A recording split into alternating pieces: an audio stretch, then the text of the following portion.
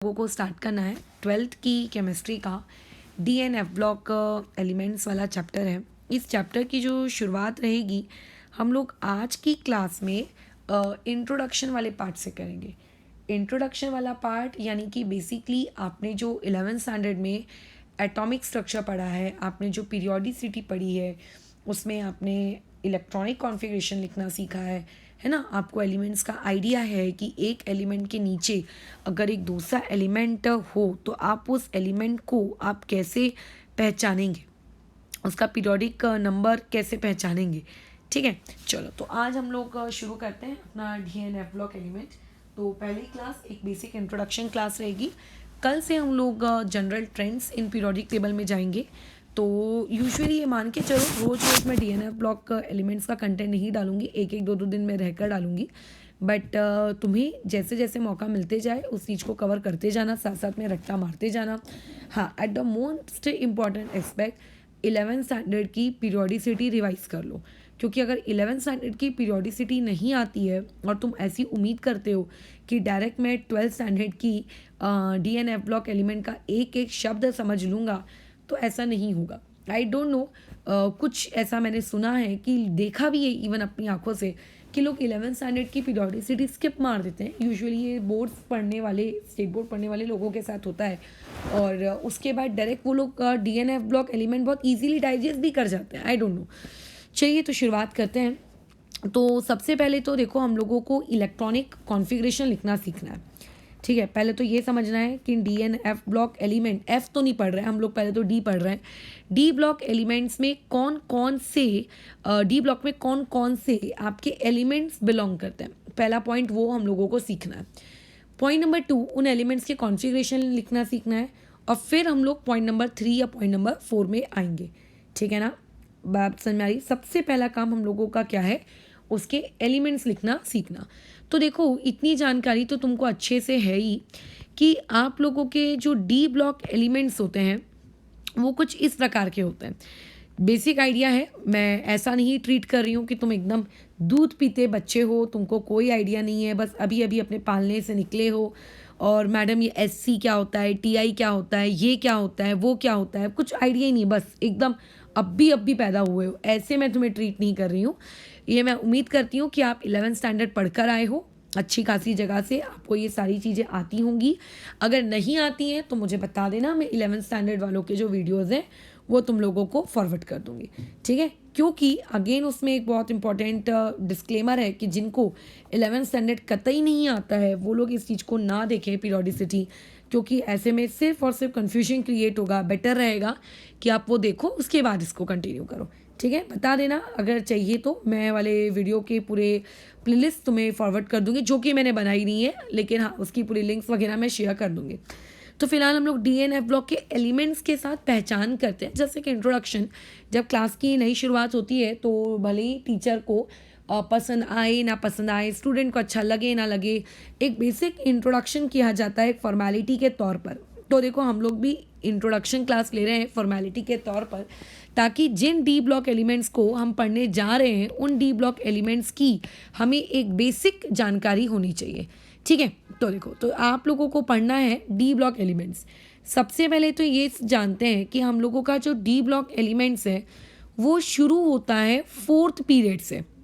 कहाँ से शुरू होते हैं? 4th पीरियड से। ठीक है, यानी कि आपका जो पीरियोडिक टेबल में फर्स्ट पीरियड है जिसमें हाइड्रोजन हीलियम है, उसमें कोई डी ब्लॉक एलिमेंट नहीं है। जो सेकेंड पीरियड है उसमें भी नहीं है, जो थर्ड पीरियड है उसमें भी नहीं है। 4th पीरियड से आपके डी ब्लॉक एलिमेंट की शुरुआत होती है। ठीक है, और आपके डी ब्लॉक एलिमेंट कौन से पीरियड में एंड करते हैं? 7th पीरियड में हमारे डी ब्लॉक एलिमेंट एंड करते हैं। किसी में ज़्यादा है, पीरियड में कम है, पीरियड में कम, राइट का हमारा डिस्कशन का टॉपिक नहीं है, बट 4th पीरियड वाले आपके डी ब्लॉक एलिमेंट्स होते हैं।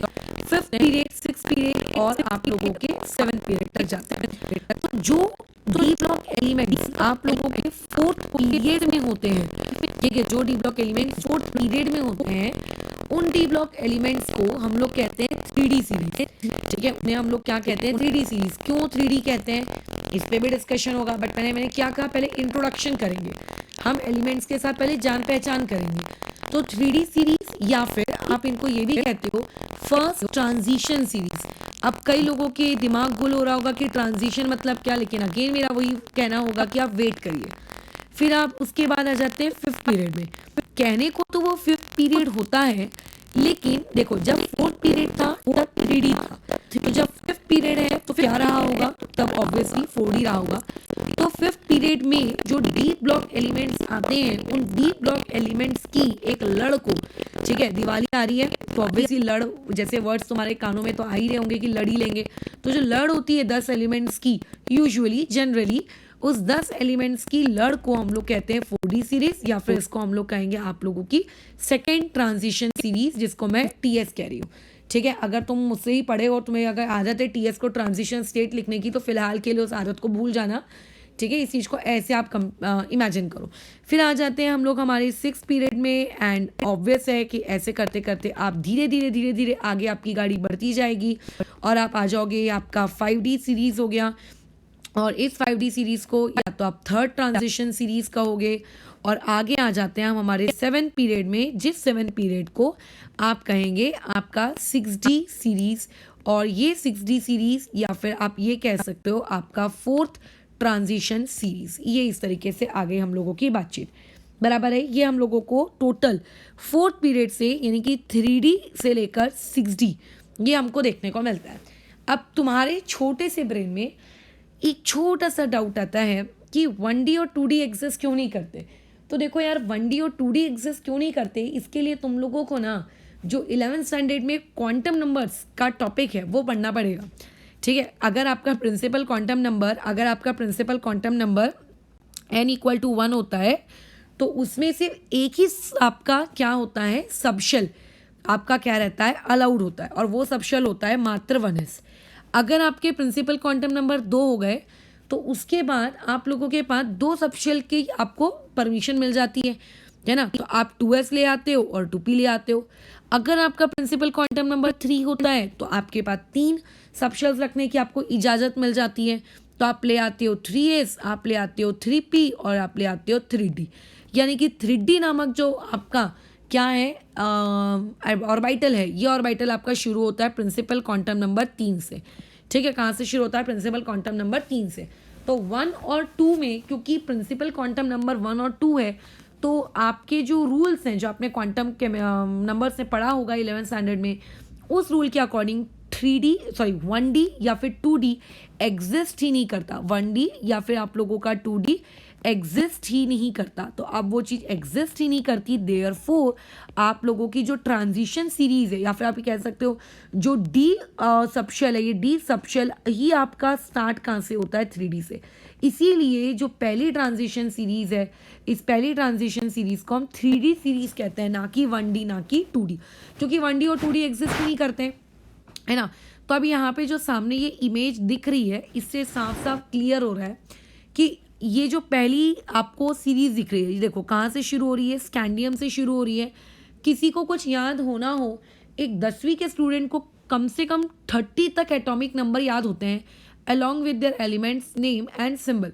अरे चलो 10th में याद ना हो, 11th में जब आते हो तो जिंक, स्कैंडियम टू जिंक 30 तक एलिमेंट्स याद ना हो, ये तो मैं मान ही नहीं सकती, ये तो असंभव है। तो स्कैंडियम टू जिंक का फैमिलियर हो, आपके लिए कोई ऐसी नई चीज़ नहीं है। तो ये जो स्कैंडियम से लेके जिंक तक की जो ये पूरी एक क्या कह सकते हैं, आपका एक लड़ी है पूरे इन एलिमेंट्स की, including scandium, titanium, vanadium, chromium, manganese, iron, cobalt, निकल एंड कॉपर। इस पूरे को हम लोग कहते हैं आप लोगों की 3D सीरीज। कौन सी सीरीज कहलाती है, कि आप लोगों की क्या कहलाती है, 3D सीरीज कहलाती है। ओके, उसके अब कहने को तो ये 3D सीरीज है, लेकिन basically scandium, titanium, vanadium, chromium, manganese, ferrum, cobalt, निकल, कॉपर, जिंक, ये सभी के सभी किस आपके पीरियड को बिलोंग करते हैं, दे ऑल बिलोंग टू आपका 4th पीरियड। ठीक है, they all belong to 4th period. याद रखना, पीरियड से डी सीरीज एक कम होती है, पीरियड से डी सीरीज क्या होती है, आप लोगों की ये कम होती है। सो देयरफॉर इस तरीके से आप लोगों की ये पहली सीरीज शुरू कहाँ से हुई, स्कैंडियम से, और ख़त्म कहाँ पे हुई, जिंक पर।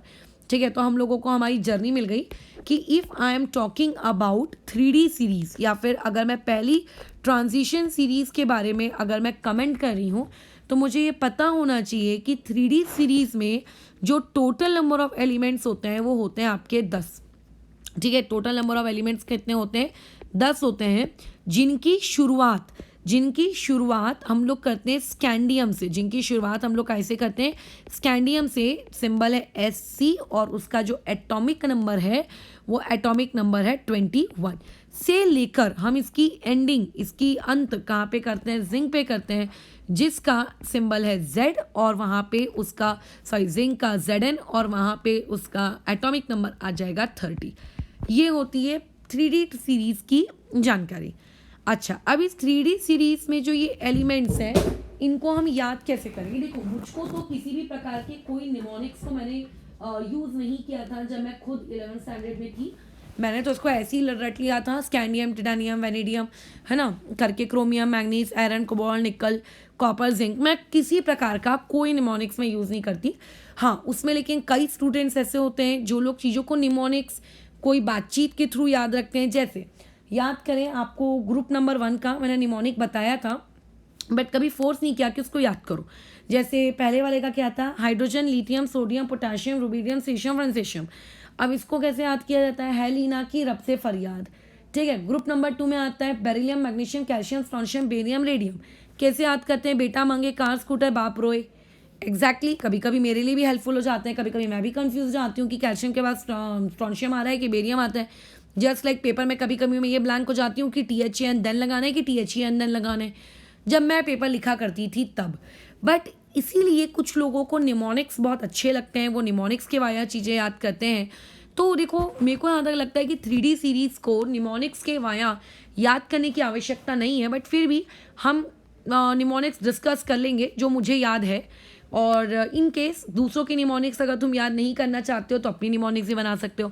बट अगर बहुत टाइम वेस्ट हो रहा है अपनी खुद की निमोनिक्स या बनाने में, तो जस्ट डोंट डू। आप सिंपली क्या करिए, जो आपको एलिमेंट दिए हैं रट लो। और बहुत, मैं बता रही हूँ, 2-4 बार रटते हो ना, आराम से रटा ले जाता है, ऐसा कोई कठिन कार्य नहीं होता। चलो पहले एलिमेंट्स के बारे में डिस्कशन कर लेते हैं।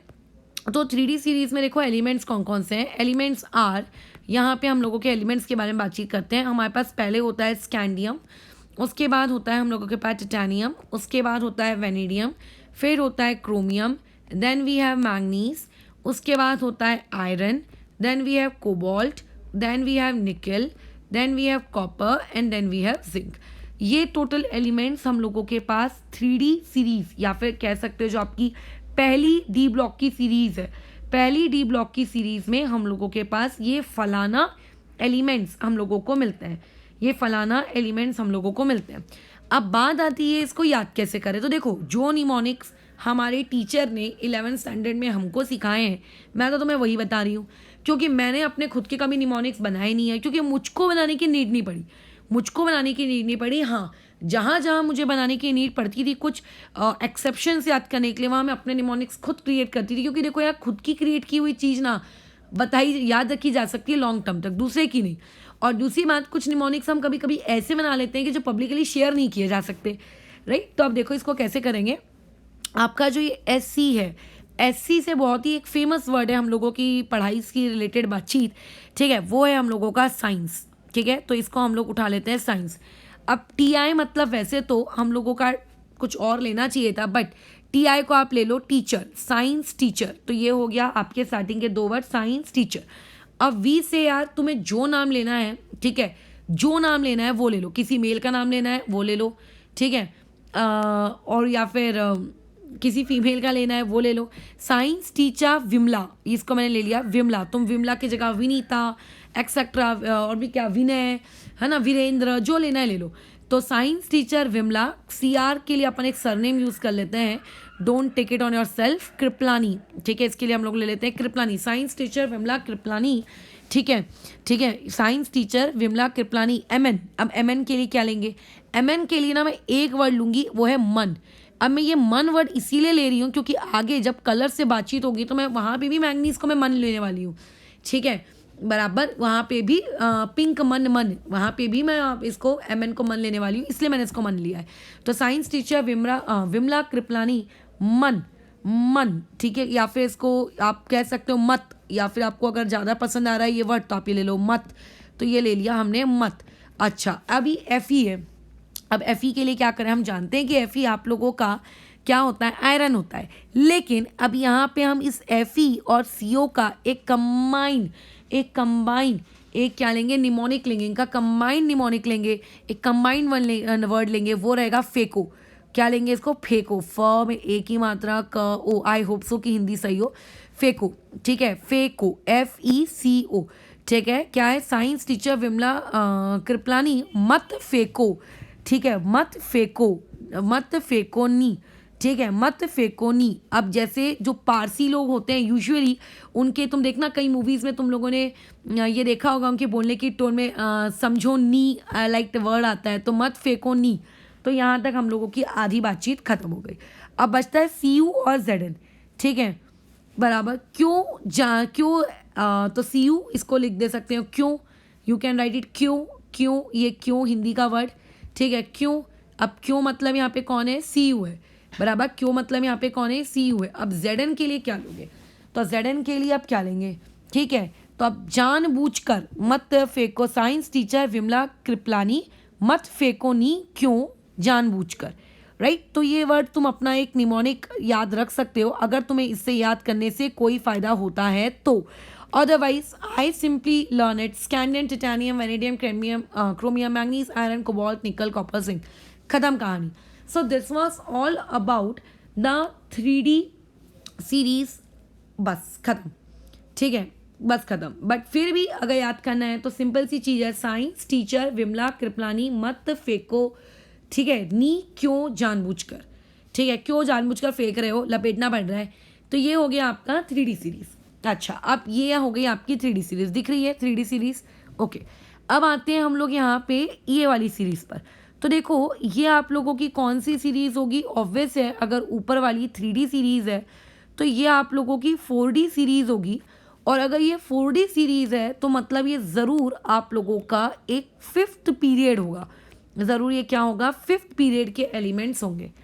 चलिए, तो अब इन 5th पीरियड के एलिमेंट्स को देखते हैं कि शुरू कहाँ से होता है। जस्ट कैडमियम के नीचे रखा जाता है इथीरियम को, बराबर, और जिंक के नीचे रखा जाता है कैडमियम को। अब कैडमियम के बारे में तुम थोड़ी बहुत तो जानकारी जानते ही हो, नहीं जानते हो तो अभी के अभी सुन लो।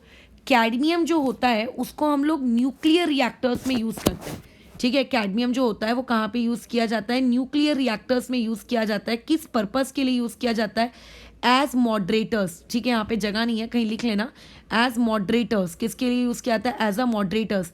क्या यूज़ होता है इस मॉडरेटर का, ये भी आप जानेंगे एज धीरे धीरे हम प्रोग्रेस करेंगे। इवन आप लोगों की इलेक्ट्रोकेमिस्ट्री में निकल कैडमियम के सेल्स होते हैं, उसमें हम यूज़ करते हैं। कैडमियम को हम पेंट इंडस्ट्री में यूज़ करते हैं। So these are the various application और some of the applications of the element cadmium. But इस एलिमेंट की इस 4D सीरीज़ की जो शुरुआत हुई, ठीक है, इस 4D सीरीज़ की जो शुरुआत हुई, ये 4D सीरीज़ की शुरुआत कहाँ से होती है, पहले तो आपके हीटेरियम से।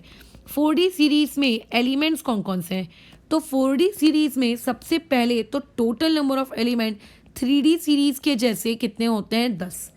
पॉइंट नंबर 2, यहाँ पे शुरुआत होती है आपके हीटेरियम से। हीटेरियम, ठीक है, Y ये आ गया, ये देखो ये Y ये आ गया, जिसका एटॉमिक नंबर है 39, ठीक है, जिसका एटॉमिक नंबर है कितना, 39। और ये जाता है कहाँ तक, आपके कैडमियम तक। ये पहुंच गए हम लोग कैडमियम तक, CD, जहाँ पे एटॉमिक नंबर है कितना उसका, 48। अब बात आती है एलिमेंट्स की, तो देखिए आपको 4D सीरीज में सभी एलिमेंट्स को रट्टा मारने की कोई नीड नहीं है, ठीक है। मैं जिन एलिमेंट्स को मार्क करके दूंगी आपको सिर्फ और सिर्फ उतने ही एलिमेंट्स क्या याद करने हैं, और उनमें भी किसका एक्सेप्शन है किसका एक्सेप्शन नहीं है, ये सब हम लोग आखिरी में समराइज करेंगे। अभी तो सिर्फ हम लोग जीके फैक्ट्स इकट्ठा कर रहे हैं। तो पहले तो एलिमेंट्स को प्रोनाउंस कैसे करते हैं, मे बी मेरा प्रोनाउंसिएशन थोड़ा सा बेकार हो सकता है, maybe I am incorrect, but तुम्हें मेरे प्रोनाउंसिएशन में नहीं जाना है, ठीक है। तो अब यहाँ पे हम लोगों को इसके एलिमेंट्स लिखने हैं। तो सबसे पहले देखो शुरुआत हो जाती है आप लोगों के वाई, जो कि जस्ट स्कैंडियम के नीचे आता है, दैट इज इटीरियम, ठीक है, जिसका सिंबल वाई है। स्कैंडियम के बाद आता है टिटेनियम, और टिटेनियम के जस्ट नीचे यहाँ पे देखो, जैसे ये मैंने लिखा था ना स्कैंडियम, टिटेनियम के जस्ट नीचे में जो प्राणी रहता है that is ZR is nobody but zirconium. उसके बाद वी फॉर वेनेडियम, वेनेडियम के नीचे में आता है नायोबियम, नायोबियम का सिंबल होगा NB, ठीक है, ओके। फिर आती है क्रोमियम, क्रोमियम के नीचे आता है मॉल्बेडनम, वेरी इंपॉर्टेंट। और जब हम लोग प्रैक्टिकल्स करते हैं ना, मॉल्बेडनम का इतना प्यारा डिटेक्शन, मतलब जब एलिमेंट डिटेक्शन का काम करते हैं, इतना प्यारा लाइट पिंक कलर आता है, बाप रे बाप। अगर आपने वो रिएक्शन बहुत ही प्रॉपरली, बहुत ही ध्यान से अगर की है, तो इतना प्यारा पिंक कलर देख के तुम भी खुश हो जाओगे, वाह। यही तो केमिस्ट्री की ब्यूटी है कि आपको वहाँ पे चीज़ें विजिबल देखने को। मेरे को तो केमिस्ट्री इसीलिए पसंद आई, मैंने केमिस्ट्री सब्जेक्ट इसीलिए चूज़ किया मैथ्स को छोड़कर, कि मुझे वो जो केमिकल रिएक्शंस में जो ब्यूटीफुल कलर दिखते थे वो मुझे अट्रैक्ट करते थे, और कुछ नहीं। चलो आगे आते हैं मैंगनीज में। मैंगनीज में आता है आप लोगों का, मैंगनीज के जस्ट नीचे आता है टेक्टिनियम, ठीक है, TC टेक्नोलॉजी, ठीक है, ओके। आयरन के नीचे आता है रुथेनियम, रुथेनियम यानी कि RU। उसके बाद कोबाल्ट, इसके इसमें आता है RH। अब जा निकल, निकल के नीचे आता है, ये बड़ी फेमस लाइन है देखो, जैसे निकल कॉपर जिंक, ये कितना प्यारा लगता है बोलने में। तो अब मैं जो 3 लोगों के नाम बता रही हूँ ना, वो भी बोलने में बड़े प्यारे लगते हैं, जैसे PD पैलेडियम, वेरी इंपॉर्टेंट, ठीक है, सिल्वर AG, और जिंक के नीचे आ गया कॉपर। ये हो गए आप लोगों के वो एलिमेंट्स जो कि आपकी 4D सीरीज में बहुत महत्व रखते हैं। हम लोगों को इन एलिमेंट्स का ऑब्वियस है ऑर्डर याद होना चाहिए कंप्लीटली। अब या तो आप इसको बहुत ही प्यार से याद कर सकते हो, yttrium, zirconium, niobium, molybdenum, technetium, rhodium, ruthenium, rhodium, palladium, silver, cadmium. या फिर अगर आपको याद नहीं होता है तो यहाँ पे आप क्या कर सकते हो, कोई निमोनिक यूज़ कर सकते हो, ठीक है। अच्छा, अब देखो इसमें मेरे द्वारा जो निमोनिक्स यूज़ की जाती है वो देखो क्या है आप लोगों की। देखो वाई का हो गया यार, ठीक है, वाई का हो गया यार। अब इतना है तो अक्कल लगानी पड़ेगी, यार मतलब वाई। तुम बोलोगे नहीं मैडम ऐसा तो मैं नहीं कर सकता, तो यार तो फिर छोड़ ही दो, ठीक है। अच्छा, यार ZR का हम लोग कर लेते हैं ज़रा, इसको हम लोग कर लेते हैं ज़रा, यार ज़रा। NB का हम लोग कर लेते हैं नवाबी, ठीक है, नवाबी, नवाबी, यार ज़रा नवाबी। MO यानी कि मॉल्बेडनम, इसको हम लोग कर लो मोहब्बत, ठीक है, इसको आप कर लो मोहब्बत, यार ज़रा नवाबी मोहब्बत तक। TC को कर दो तक, ठीक है, इसको कर दो तक, यार ज़रा नवाबी मोहब्बत तक, ठीक है, तक। अच्छा, अब RU को क्या लोगे, अब RU को क्या लोगे, अब यहाँ से ना थोड़ी सी स्टेटमेंट हमको बदलनी पड़ेगी, यार ज़रा नवाबी मोहब्बत तक, ठीक है, तक, रुक, RU को रुक, RU को रुक, रुक, रुक। RH को अब क्या लिखेंगे, अब RH को क्या लिखेंगे, तो RH को लिखेंगे रोह, रुको रुको रुको, RH को रो नहीं लिखना चाहिए, यार ज़रा नवाबी मोहम्मद तक रुक राही, हाँ रुक राही। अच्छा, यहाँ तक पहुँच गए। अच्छा, अब आगे अब बचता है PDAGCU। अब इसका मैं क्या करूँ आज, यार ज़रा नवाबी मोहम्मद तक रुक राही पड़ेंगी, कुछ बनाना पड़ेगा ना, सोचते हैं इस चीज़ को। यार ज़रा नवाबी मोहब्बत तक रुक राही पड़ेगी आज, पड़ेगी आज, हाँ ये देखो, पड़ेगी ओके, पड़ेगी आज चांदनी, ठीक है, ये ठीक ठीक लग रहा है कुछ हद तक, ठीक है। बाकी अगर तुम इससे बेस्ट बना सकते हो तो बना लो यार, मेरे को तो नीड नहीं पड़ती ये निमोनिक्स बनाने की, बट ऑब्वियसली तुम में से किसी को नीड पड़ सकती है, इसलिए मैं बता रही हूँ। सिंपल है, इटीरियम, जिरकोनियम, नायोबियम, मॉल्बिडियम, टेक्टिनियम, रूथियम। बस लोगों को कन्फ्यूजन अगर होता है ना तो यही होता है, RU पहले है कि RH बाद में। Ruthenium, rhodium, palladium, silver, cadmium, ये तो सबसे आसान है। तो यार ज़रा नवाबी मोहब्बत तक रुक राही पड़ेगी आज चांदनी, ठीक है, रुक राही पड़ेगी आज चांदनी, जस्ट गिव अ कॉमा, ठीक है, यहाँ पे क्या दो, एक कॉमा दे दो, ठीक है, ताकि ऐसा लगे कि वहाँ से अपन को स्टेटमेंट बोलने की चेंज कर रहे हैं, ठीक है। चलो तो ये हो गया आपके 3D सीरीज़ के बारे में। तो ये 3D सीरीज़ के बारे में लोगों को पता है। अब आ जाते हैं 4D सीरीज़ के बारे में, अब आ जाते हैं हम लोगों की सबसे शैतान सीरीज़ के बारे में। दैट शैतान सीरीज इज 5D सीरीज़। अब ये 5D सीरीज़ को देखो शैतान क्यों कहा गया है, बिकॉज सबसे पहले तो इस 5D सीरीज़ के बारे में जानने से पहले एक इंसान को बेसिक पीरियोडिक टेबल के बारे में ज्ञान होना अति आवश्यक है। क्या है देखिए ज्ञान की बातचीत। This is your first period, this is your second period, this is your third period, this is your fourth period, this is your fifth period and this is your sixth period. Sixth period की जो शुरुआत होती है वो शुरुआत होती है S block के एलिमेंट सीशियम से। उसके बाद आता है बेरियम। अब तुम्हें यहाँ पे दिख रहा होगा ये स्टार, बराबर, तुमको यहाँ पे दिख रहा होगा ये स्टार मार्क। अब ये स्टार मार्क के बाद आपको ये दिख रहा है हाफेनियम। स्टार मार्क के बाद ये जो एलिमेंट है लैंथनम, इसको रख दिया गया है नीचे, है ना, इस एलिमेंट लैंथनम को रख दिया गया नीचे। अब होता क्या है, इटीरियम के नीचे आता है आप लोगों का लैंथनम। ठीक है, इटीरियम के नीचे आता कौन है, लैंथनम। अब ये जो लैंथनम आता है ना, इस महाराज लैंथनम का अगर आप एटॉमिक नंबर देखें तो कितना है, पढ़िए ये 57। तो इस इटीरियम के नीचे ये जो लैंथनम है इसका एटॉमिक नंबर भी कितना है, 57। अब लेकिन जैसे 39 के बाद 40 आया, 40 के बाद 41 आया, 41 के बाद 42 आया, 42 के बाद 43 आया, तो हम ऐसा एक्सपेक्ट कर रहे थे कि जो 57 के बाद 58 आएगा, ठीक है, जो 57 के बाद 58 आएगा वो 58 कायदे से इस 40 के नीचे होना चाहिए। अब एक ही ग्रुप में अगर आप एलिमेंट्स को डालना चाह रहे हो तो बेसिकली उनकी केमिकल प्रॉपर्टीज आपस में मैच करनी चाहिए ना। तो आप ये पाते हो कि 40 वाले एलिमेंट जिरकोनियम की केमिकल प्रॉपर्टी उस 58 वाले एलिमेंट से मैच नहीं कर रही। तुम बोलोगे चलो जाने दो, एक ही तो एक्सेप्शन है, ठूस दो। तुमने बोला ठीक है सर ठूस देते हैं। फिर आती है बारी 41 की। 41 वाले नायोबियम की प्रॉपर्टी 59 नंबर में जो भी एलिमेंट होता उससे मैच करनी चाहिए थी। तो अब तुमने बोला यार मैच नहीं कर रही, उसने बोला अरे जाने देना, डाल दे। ऐसे करते करते तुमने अपने टीचर को रिपोर्ट किया, सर आपके ये जो सी से जो एलिमेंट शुरू हो रहे हैं जिनकी प्रॉपर्टी जिरकोनियम से नीचे मैच करनी थी, आपके पीआर की प्रोथियम की प्रॉपर्टी एनबी के साथ मैच करनी थी, ये सारे लोग प्रॉपर्टीज मैच नहीं करवा रहे, मैं क्या करूं। तो बोलते हैं यार कि एक नहीं है, दो नहीं है, तीन नहीं है, ऐसे टोटल हमारे पास 14 एलिमेंट्स हैं जिन 14 एलिमेंट्स की प्रॉपर्टी उनके ऊपर रहने वाले एलिमेंट्स के साथ मैच नहीं कर रही। अब जब तक प्रॉपर्टी एलिमेंट्स के करस्पॉन्डिंग एलिमेंट्स के साथ मैच नहीं करेगी ऊपर वाले के साथ, उन लोगों को सेम ग्रुप में कैसे रखा जाए। तो उन 14 लोगों को उठा के पटक दिया नीचे जा। और उसके बाद अब तुम एक और इंटरेस्टिंग फैक्ट देखो, 71 के बाद जो एलिमेंट 72 आया उस 72 वाले की प्रॉपर्टी मैच कर गई 40 वाले के साथ। कायदे से 40 वाले की प्रॉपर्टी किससे मैच करनी चाहिए थी, 58 के साथ। 58 के साथ ना की, उसने डायरेक्ट कितने के साथ की, 72 के साथ की।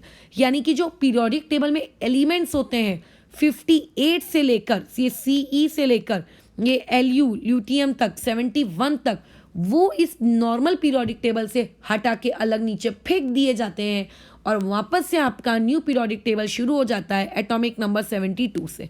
कहाँ से शुरू हो जाता है, एटॉमिक नंबर 72 से। यहाँ पे आपको बड़ा इंटरेस्टिंग फैक्ट याद रखना है कि 40 के बाद, यानी कि जब हम लोग 5th पीरियड की बात करते हैं, ठीक है, तो 5th पीरियड के बाद जब आपका 6th पीरियड आता है तो 6th पीरियड में ये आपके जो 57 के बाद 58 से लेकर आपके 71 तक के जो एलिमेंट्स हैं वो वहाँ से रिमूव कर दिए गए। वहाँ एलिमेंट्स वहाँ से क्या कर दिए गए, रिमूव कर दिए गए और रिमूव करके पीरियोडिक टेबल के बॉटम में रखे गए। और उन्हीं एलिमेंट्स को हम लोग कहते हैं लैंथेनाइड्स, जिन्हें हम लोग ज़्यादा डिटेल में F ब्लॉक में पढ़ेंगे। बट बेसिकली लैंथेनाइड्स को वहाँ से क्यों हटाया गया या फिर उन एलिमेंट्स को वहाँ से क्यों हटाया गया आपको पता होना चाहिए। एंड फाइनली 58 की प्रॉपर्टी जो कि 40 से मैच करनी चाहिए थी वो 58 से ना मैच करके 72 से कर रही है। 41 की प्रॉपर्टी जो 59 से मैच करनी चाहिए थी वो 73 से मैच कर रही है। तो इस तरीके से हम एलिमेंट्स क्या कर रहे हैं, अब आपके थर्ड ट्रांजिशन सीरीज या फिर 5D सीरीज में अब एलिमेंट्स को क्या कर रहे हैं, अरेंज कर रहे हैं। ठीक है, अब एलिमेंट्स को क्या किया जा रहा है, अरेंज किया जा रहा है। और आप लोगों के पास ये जो व्हाट वी से 5D सीरीज है, इस 5D सीरीज में भी अगर मैं गिनने जाऊं कि भाई 5D सीरीज तुम्हारे पास कितने एलिमेंट्स हैं, तो वो मुझे बताएगा कि देखो आप लोगों के मेरे पास 10 एलिमेंट्स है। बट स्टिल कई किताबें ऐसी हैं जो यहाँ पे रहने वाले लैंथेनम को आप लोगों के थर्ड ट्रांजिशन सीरीज का हिस्सा नहीं मानते। उनका कहना होता है कि ये कौन सा एलिमेंट है, एफ ब्लॉक। ऐसा क्यों, जब हम लोग पढ़ेंगे ना एफ ब्लॉक में तब बताएंगे। बट फिलहाल मैं लैंथेनम को उसका पार्ट मान कर चल रही हूँ। अब तुम पूछोगे कि नहीं आप किस खुशी में मान रहे हो। भाई देख, मेरे मानने से कुछ नहीं होना है। मैं मान रही हूँ एनसीईआरटी के लिए, क्योंकि अभी तक भले ही एनसीईआरटी कितने सालों से चेंज होना हो, हम मान एनसीईआरटी के अकॉर्डिंग रहे, क्योंकि एनसीईआरटी आपकी थर्ड ट्रांजिशन सीरीज में या फिर आप कह सकते हो 5D सीरीज में लैंथेनम को काउंट करती है। वो लैंथेनम को उठाकर एफ ब्लॉक में नहीं फेंकती। एनसीईआरटी के हिसाब से लैंथेनम शुरू होते हैं फ्रॉम सीई और एक्टिनम शुरू होते हैं फ्रॉम टीएच। ये दोनों को वो किस में मानती है कि ये स्टार की जगह पे, डबल स्टार की जगह पर है। यहाँ पे एलए है और यहाँ पे आपका एक्टिनियम है, और ये दोनों के दोनों कौन से हैं, आप लोगों के डी ब्लॉक एलिमेंट्स हैं। और यही तुमको भी मानना है, ठीक है। तो इसीलिए यहाँ पे 5D सीरीज के जो एलिमेंट्स हैं, इनकी शुरुआत, इनमें भी टोटल 10 एलिमेंट्स होते हैं। अच्छा, और इन एलिमेंट्स की जो शुरुआत, इनका जो शुभारंभ करने का मौका जिस एलिमेंट को मिलता है वो आपका होता है लैंथेनम। वो कौन होता है, लैंथेनम। मतलब आपकी 5D सीरीज की शुरुआत होती तो बड़े धांसू तरीके से किसके साथ है, लैंथेनम के साथ। Atomic symbol is LA, atomic number is 57। लेकिन डॉट इसकी जो एंडिंग है वो एंडिंग होती है बाबा मर्क्यूरी पर। किस पे होती है, बाबा मर्क्यूरी पर। And everyone knows the symbol of mercury as well as the atomic number of mercury. अगर नहीं पता है तो याद रखो 80, ठीक है। ये यहाँ पे क्या होगा, 80। अब आ जाते हैं यहाँ पे हम लोग एलिमेंट्स पे। अब मैंने अभी ये सब नहीं बताया कि तुम्हें कौन से एलिमेंट्स के इलेक्ट्रॉनिक कॉन्फ़िगरेशन याद रखने हैं, क्योंकि अभी तक तो मैंने इलेक्ट्रॉनिक कॉन्फ़िगरेशन पढ़ाना शुरू ही नहीं किया है। मैंने तो जो चीज़ शुरू की है वो क्या है, इंट्रोडक्शन। आपको एलिमेंट्स के नाम पता होने चाहिए, ये मैंने शुरू किया है। तो चलिए, पहला एलिमेंट हम लोगों ने लिख दिया, वॉज योर लैंथेनम LA, ठीक है। स्कैंडियम था, स्कैंडियम के नीचे बोलो कौन था, इटीरियम था। इटीरियम के नीचे कौन है, अभी लैंथेनम है।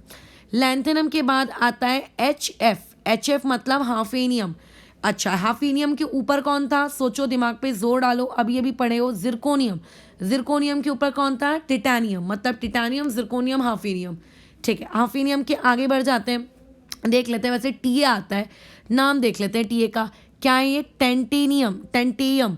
फिर कौन है, टंगस्टन। फिर कौन है, रीनियम, ठीक है। ये नाम आपको ज़्यादा हो सकता है मे बी याद ना रह पाएँ, ठीक है। मैं भी भूल जाती हूँ यार कभी कभी, बट आपको कुछ इंपॉर्टेंट चीज़ें हैं जो कभी नहीं भूलनी है। उनमें से है ये डब्लू मतलब टंगस्टन, जो अपने आज से 15 साल 10 साल पहले घरों में जो पीले पीले बल्ब जलते थे, जब ज़माना ट्यूबलाइट का था, CFL आया, अभी तो LED है, फिर CFL था, फिर ट्यूबलाइट्स थी, फिर उससे पहले पीले पीले बल्ब थे। उन पीले पीले बल्ब में हाई मेल्टिंग पॉइंट के लिए जो वायर यूज़ की जाती थी, टंगस्टन वायर, ये वो है W, ठीक है। फिर अच्छा, ये आ गया आपका रीनियम। अच्छा, ये मेरा बड़ा ही फेवरेट कह सकते हैं, ऑस्मियम। ये मेरा बड़ा ही फिर इसको देख के मुझे याद आती है ओसामा, ठीक है, इसकी याद आती है ओसामा। अच्छा, फिर यहाँ पे आता है आपका इरिडियम, ठीक है। फिर आखिरी के 3 एलिमेंट्स अगेन आपके बहुत ही पसंदीदा, प्लेटिनियम। फिर आता है आपका गोल्ड, और गोल्ड के बाद आता है मर्क्यूरी। तो देखो यार, तुम ऑब्जर्व करोगे आखिरी के 3 एलिमेंट्स सब बड़ी सोने हैं। जैसे आपके 3D सीरीज में निकिल, कॉपर, जिंक। फिर आप 4D सीरीज में पैलिडियम, सिल्वर, कॉपर, और उसके बाद प्लेटिनियम और गोल्ड, और फिर मर्क्यूरी। देखो कितने प्यारे हैं। तो आखिरी की 3 एलिमेंट्स तो रट्टा मार के होना ही छोड़ना, और शुरुआत के 2 रट्टा मार के होना ही होना, ताकि आपको पता होना चाहिए कि आपकी सीरीज की जो शुरुआत है वो शुरुआत कर कौन रहा है। आपको पता होना चाहिए कि आपकी सीरीज की शुरुआत जो है वो कर कौन रहा है। अब बात आती है कि इसके निमोनिक्स की। तो देखो यार, मैंने इसका निमोनिक बनाया तो नहीं है, चलो कोशिश करते हैं बनाने की। जैसे LA है, अब LA को तुम क्या लिख सकते हो, हाँ देखो, LA को लिख लेते हैं ला, HF को लिख लेते हैं हाफ माइंड, ठीक है, इसको अपन लोग क्या लिख लेते हैं, हाफ माइंड।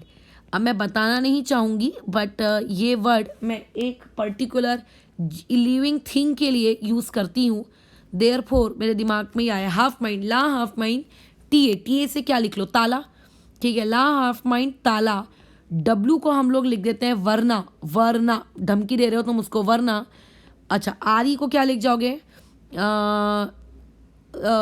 RE को लिख दो रह, और रह उसामा, नहीं नहीं नहीं नहीं, रह उस,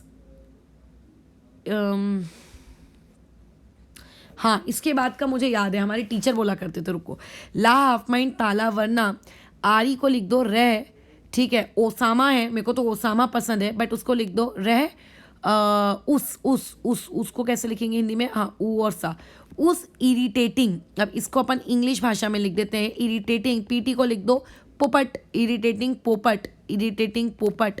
और AU को लिखना और इस AU को लिखना और के साथ यहाँ पे HG आएगा। अब इस HG का अगर तुम कोई निमोनिक बनाना चाहते हो तो बना लो, अदरवाइज इसका एक छोटा सा निमोनिक बनाएंगे, हो पागल, ठीक है, हो जा पागल, हो जा पागल, ये इस तरीके से, हो जा पागल, बराबर। तो क्या हो जाएगा इसका निमोनिक आपका, ला हाफ माइंड ताला वरना रह उस ओसामा, रह उस इरिटेटिंग पोपट, ठीक है, उस रह उस इरिटेटिंग पोपट, रह उस इरिटेटिंग पोपट। पोपट के बाद पता ना एक वर्ड लिख लेना चाहिए था हमको के साथ, बट तुम ये समझो के साथ से कोई मतलब नहीं बैठ रहा है, तो ये पोपट के साथ ये पूरा एक वर्ड है, और हो जा पागल, और ये हो जा पागल भी एक वर्ड है, जिसमें से पोपट प्लेटिनम को दर्शाता है और हो जा पागल में HG किसको दर्शाता है, आप लोगों के मर्क्यूरी को। ये एक निमोनिक हो गया 5D सीरीज का। अच्छा, अब आ जाते हैं हम लोगों की सबकी पसंदीदा series, that is 6D series. अब हम लोग किस पे बात करते हैं, 6D सीरीज के बारे में बातचीत करते हैं। तो देखो 6D सीरीज ऑब्वियसली आप लोगों के 7th पीरियड से शुरू होती होगी, ठीक है, जैसे मैंने यहाँ बताया कि आप अगर 3D सीरीज़ की बात कर रहे हो तो वो 4th पीरियड का है, अगर आप 5D सीरीज़ के बारे में बात कर रहे हो तो वो 6th पीरियड का है, तो अगर आप 6th सीरीज़ के बारे में बात कर रहे हो तो वो ऑब्वियसली 6D सीरीज़, ये कहने को तो आपकी 6D सीरीज़ है, बट ये 6D सीरीज़ मतलब ये कौन सा पीरियड है, this is your 7th period. ये कौन सा पीरियड है आप लोगों का, 7th पीरियड है, बराबर है। चलो, अब जैसे मैंने कहा हाफेनियम के आगे वो आपको खाली जगह दिख रही है लैंथेनम, तो वैसे ही यहाँ पे जो रुदरफोर्डियम है RF, इसके आगे आपका एलिमेंट है एक्टिनियम AC, एक एलिमेंट है एक्टेनियम जिसका एटॉमिक नंबर है 89, ये आता है। अब कायदे से तो जो एक्टिनियम के बाद जो एलिमेंट आएगा जिसका एटॉमिक नंबर 90 होगा, उसकी प्रॉपर्टी टिटेनियम के साथ, जिरकोनियम के साथ मैच करनी चाहिए थी, बट उसने भी क्या किया, उल्टा काम किया। वो बोलता है 90 वाला कि जा मैं अपने से ऊपर वाले एलिमेंट्स के साथ प्रॉपर्टी सेम नहीं दिखाऊंगा, ठीक है, सेम नहीं दिखाऊंगा। तो अगेन वही कहानी मैं रिपीट नहीं करूंगी कि उन 14 एलिमेंट्स को एक्टिनियम के बाद से जिनका एटॉमिक नंबर 90 से शुरू होता है और 103 से, उन्हें इस bottom of the periodic table में रख दिया गया, एंड उन्हें कहते हैं हम लोग एक्टिनाइट्स, जो आपने 10th स्टैंडर्ड में पढ़ा भी होगा। और उसके बाद डायरेक्ट प्रॉपर्टीज उस टिटेनियम, उस जिरकोनियम, उस हाफेनियम के साथ मैच होना शुरू होती है 104 से। कहाँ से शुरू होती है मैच होना, 104 से लेके कहाँ तक, 112 तक। कहाँ तक, 112 तक। इसका मैं कोई निमोनिक्स नहीं बना रही हूँ क्योंकि लेकिन इसका एक बहुत ही ना पता है फेमस निमोनिक है जो ऑलमोस्ट हर CBSE के स्टूडेंट को तो पता होता ही है वो कौन है इंसान, बट फिर भी एक बार देख लेते हैं। तो एक्टिनियम है, RF है, डुबीनियम है, ऐसे अजीबोगरीब यहाँ पे बहुत सारे नाम हैं। सबसे पहले तो आप लोगों को एक बात ये जाननी है कि जो ये 6D सीरीज़ है, इस 6D सीरीज़ में आप लोगों के रेडियो एक्टिव एलिमेंट्स पाए जाते हैं। यहाँ पे क्या होते हैं आप लोगों के जितने भी एलिमेंट्स हैं ये सारे के सारे आप लोगों के क्या होते हैं, रेडियो एक्टिव एलिमेंट्स होते हैं। अच्छा, पॉइंट नंबर 2 में आ जाते हैं। यहाँ पे आप लोगों के पास अगर मैं कैलिफोर्नियम को छोड़ दूँ, कैलिफोर्नियम कहाँ है, कैलिफोर्निया, ठीक है, CF सिटी का नाम है, ठीक है। अगर मैं कैलिफोर्निया को छोड़ दूँ तो कैलिफोर्निया कहाँ गया, कहाँ गया, कहाँ गया, कैलिफोर्नियम, कैलिफोर्नियम, कैलिफोर्निया, ये रहा। इस कैलिफोर्नियम को अगर मैं छोड़ दूँ तो बाकी जितने भी एलिमेंट्स होते हैं वो आप लोगों के आर्टिफिशियली सिंथेसाइज्ड होते हैं, ठीक है। उसमें हम लोग ज़्यादा घुसेंगे नहीं, बट ये वाला जो है आप लोगों का ये हो गया कि आपके पास यहाँ पे रेडियो एक्टिव एलिमेंट्स रहते हैं। अच्छा ठीक है, रहते हैं रेडियो एक्टिव एलिमेंट्स, ठीक है। अब इसमें इसके बाद आती है शुरू कहाँ से होते हैं, तो शुरू तो देखो भाई ये एक्टीनियम से हो जाते हैं। इस एक्टीनियम का सिंबल आएगा आप लोगों का AC, इसका जो एटॉमिक नंबर है वो रहेगा 89 और dot dot dot dot dot dot ये ख़त्म होना शुरू होता है फिर 104 से, और 104 से जाते जाते जाते जाते जाते जाते इसकी एंडिंग हमने कहाँ पे की, 112 पे की, और ये इसका कुछ नाम है कॉपरेंशियम, CN। उतना आपको डिटेल में पढ़ने की नीड नहीं है, ठीक है। CN में कहीं 112 पे इसकी हम लोगों ने क्या कर दी है, एंडिंग कर दी है, ओके ठीक है। अभी इसके एक बहुत ही फेमस निमोनिक है, इसको याद रखने का। देखो इसका हम लोग डायरेक्ट इसके निमोनिक से बात करते हैं, बाद में हम इसके सिंबल्स पे बात करेंगे, बिकॉज सिंबल्स और उनका नाम याद रखना इज क्वाइट डिफिकल्ट, जो कि बिल्कुल नेसेसरी, आप मत याद रखना, मैं यही बोल रही हूँ। जैसे अभी जैसे AC है एक्टीनियम, तो उस एक्टीनियम के लिए जो हम लोग वर्ड यूज़ करते हैं वो रहता है अकेले, ठीक है। व्हाट्सएप चैटिंग की भाषा अकेले, ठीक है। अच्छा अकेले के बाद क्या आता है, रुदरफोर्डियम, रुदरफोर्डियम आता है। रुदरफोर्डियम के बाद क्या आता है, ड्यूबेनियम आता है आई थिंक, है ना, ये देखो ड्यूबेनियम। फिर आता है सीबॉर्जियम, अच्छा उसको बाद में देखेंगे। तो रुदरफोर्डियम में RF है, इतनी अक्ल तुम्हें याद रखनी चाहिए, बट उसका हम लोग लिखेंगे R। ड्यूबेनियम का हम लिखेंगे सिर्फ D। अच्छा उसके बाद क्या आता है, सीबोर्जियम, ठीक है, सीबोर्जियम, सीबोर्जियम का हम लिखेंगे शर्मा, माय सरनेम, ठीक है, शर्मा, अकेले RD शर्मा। सीबोर्जियम तक आ गए। सीबोर्जियम के बाद देखो कौन आता है, आपका बोहर बाबा आते हैं, बोहरियम, ये देखो बोहरियम। फिर कौन आता है, हैसियम। अच्छा तो देखो बोहरियम अकेले RD शर्मा, RD शर्मा तो तुम जानते हो क्या है, अकेले RD शर्मा, ठीक है, कॉमा की बुक, की एक फालतू वर्ड है जिसका कोई सिंबल से मतलब नहीं है, की बुक। बुक के बाद क्या आने वाला है आप लोगों का, हैशियम, ठीक है। अकेली RD शर्मा की बुक है से आपको याद रखना है हैशियम, ठीक है, हैशियम। हैशियम के बाद क्या आएगा आपका, माइट्रीनियम और ड्रेमेस्ट्रीनियम, तो उसमें हम लिखेंगे अकेली RD शर्मा की बुक है, ठीक है, अकेले RD शर्मा की बुक है। मैथ्स, अकेले मैथ्स, मैथ्स, मैथ्स, मैथ्स मतलब यानी कि वो आपका कोई ऐसा एलिमेंट है जिसका सिंबल M से शुरू होता है, ठीक है, जिसका सिंबल M से शुरू होता है। मैथ्स के डिफ़िकल्ट सवाल, मैथ्स के डिफ़िकल्ट सवाल, मैथ्स की डिफ़िकल्टी, रुको ये मैच नहीं हो रहा, अकेले RD शर्मा की बुक है, मैथ्स के डिफ़िकल्ट सवाल, हाँ मैथ्स के डिफ़िकल्ट सवाल। अब देखो इसमें हम लोग इस चीज़ को कैसे टर्न आउट करेंगे, इसमें अगेन डिफ़िकल्ट सवाल आपके लिए बकवास है, ठीक है। आप चेक करो आपका जो एलिमेंट है वो कहाँ पे एंड हो रहा है, बराबर है CN पे एंड हो रहा है, तो हम लोगों को देखना पड़ेगा कि क्या करना है, किस तरीके से रखना है, एलिमेंट्स को अरेंज कैसे निमोनिक्स में करना है। देखो अकेले, अकेले मतलब we are talking about actinium, ठीक है, अकेले मतलब we are talking about actinium, तो उसका सिंबल आएगा AC। RD तो R अलग है, D अलग है, R मतलब रुदरफोर्डियम, अब इतनी अक्ल होनी चाहिए कि सिंबल RF है। फिर D मतलब RF के बाद ज़रूर एक ऐसा एलिमेंट आएगा जिसका सिंबल D से होगा, तो दैट इज DB, ठीक है, ड्यूबनियम। अच्छा शर्मा, अब शर्मा में सिर्फ S काम का है, बाजू में हमको लगाना है SG, बराबर है। अच्छा फिर की बकवास वर्ड है जिसका हमने सिर्फ निमोनिक की स्टेटमेंट बनाने के लिए यूज़ किया, अदरवाइज कोई मतलब नहीं है। बुक, बुक, बुक मतलब यहाँ से आपको ये याद रखना है बोहर, ठीक है, अकेले RD शर्मा की बुक, बुक मतलब बोहर, तो बोहर के लिए आप क्या यूज़ करोगे, BH, क्या यूज़ करोगे, BH। है हम लोगों का हैशियम, ये एक एलिमेंट है तो देयरफॉर आप यूज़ करोगे HS। एलिमेंट इससे भी एक एलिमेंट है, इसके लिए आप यूज़ करोगे M, यूज़ करोगे M, क्या यूज़ करोगे MT, M और T। के सवाल, के डिफिकल्ट सवाल, के आप लोगों के लिए बकवास वर्ड है जिसका सिर्फ निमोनिक्स बनाने की स्टेटमेंट में यूज किया गया है, अदरवाइज कोई मतलब नहीं है, ठीक है। डम स्टेडियम, ठीक है, डम स्टेडियम, तो ये आप लोगों का और ये S, तो यानी कि यहाँ से एक एलिमेंट बन जाएगा DS।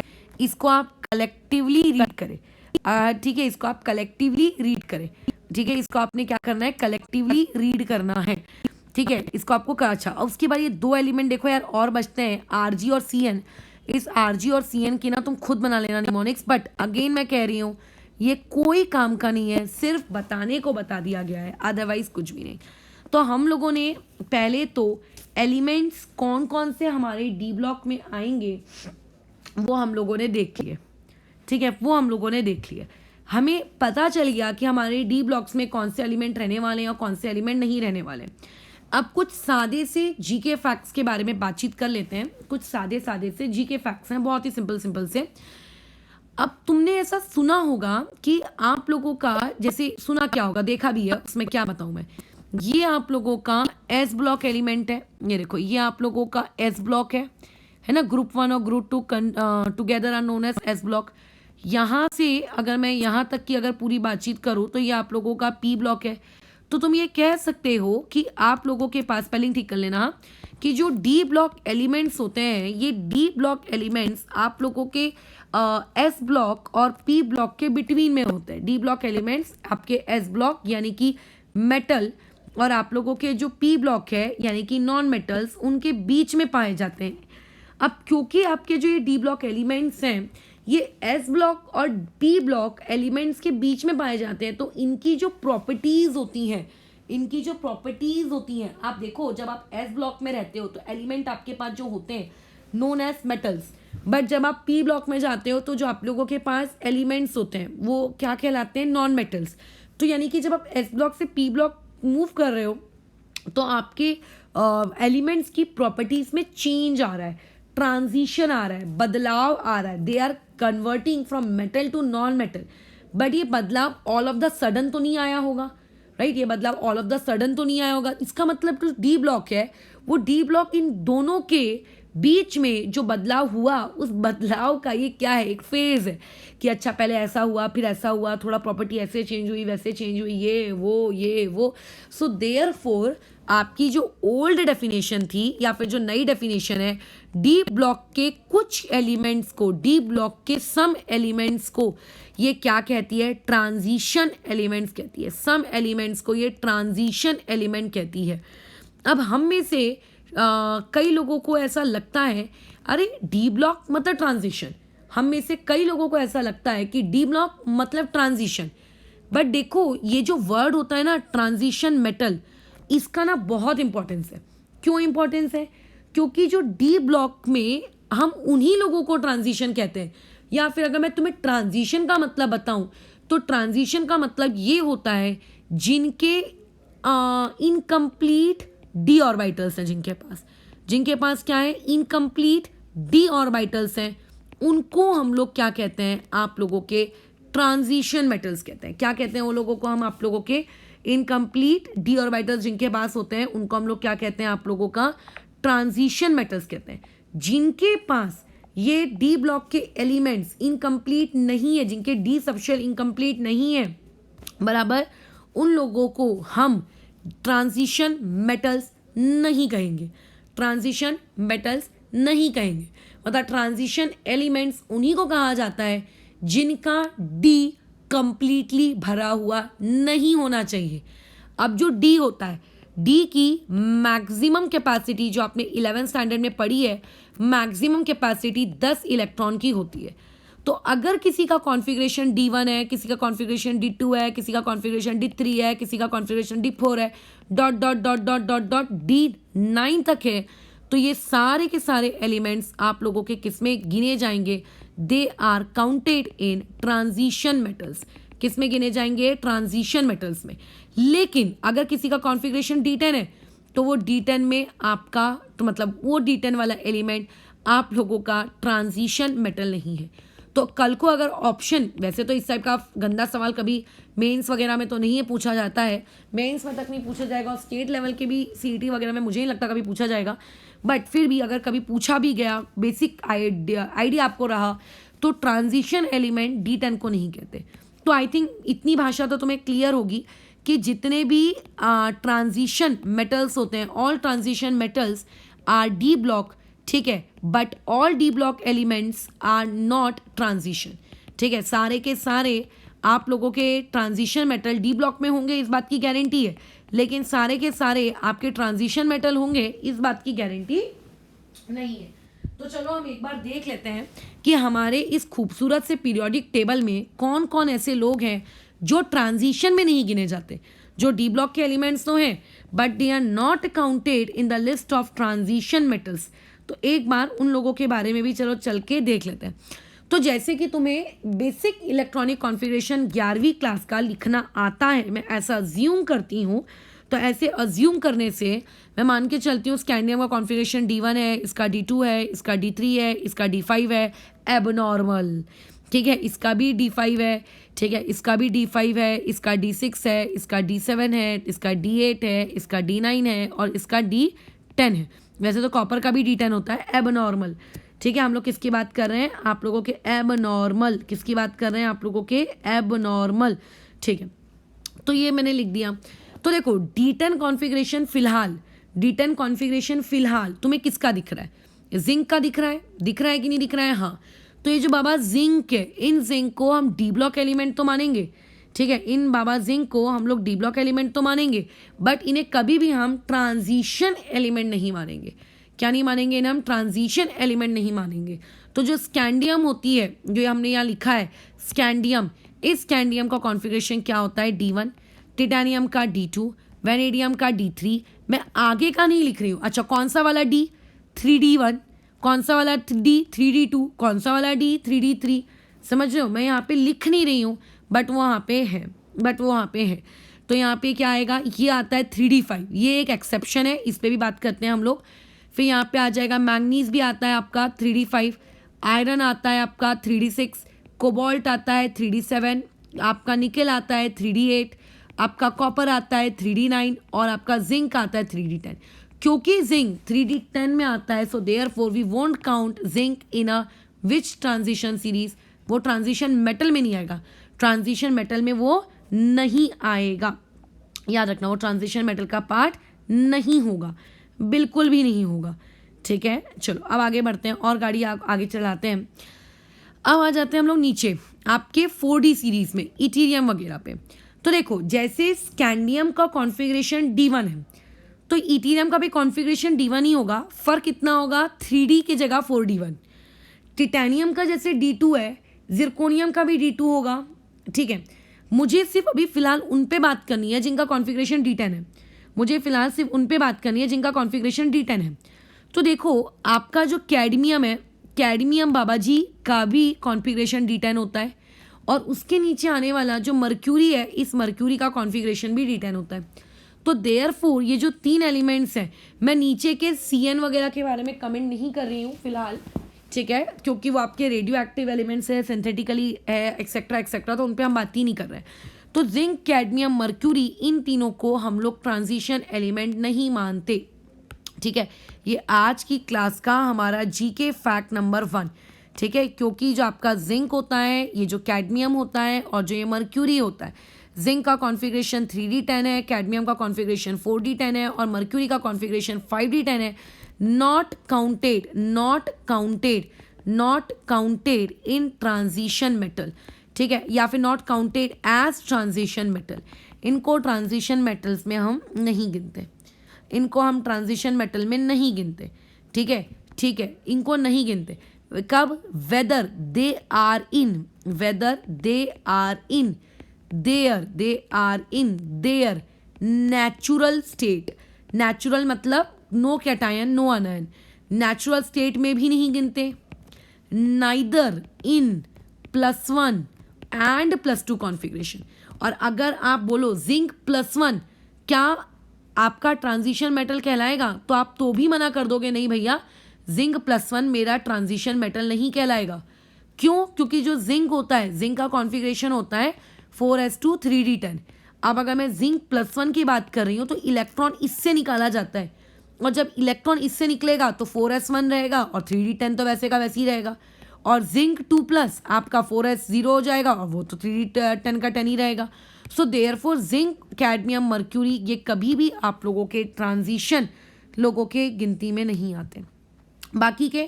बाकी के ले लो, मेरे को उनसे कोई इंटरेस्ट नहीं है, उनको ले लो, उठा के ले लो।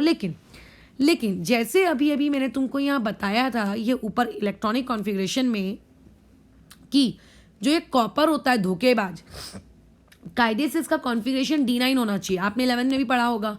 बट ये प्राणी अपना एक इलेक्ट्रॉन जंप करवा लेता है S से D में, ताकि कंप्लीटली फिल्ड ऑर्बिटल बन जाए, ताकि उसको स्टेबिलिटी मिल जाए। तो कॉपर का भी कॉन्फ़िगरेशन बताओ D10 हो गया, कॉन्फ़िगरेशन उसका भी क्या हो गया, आप लोगों का D10 हो गया।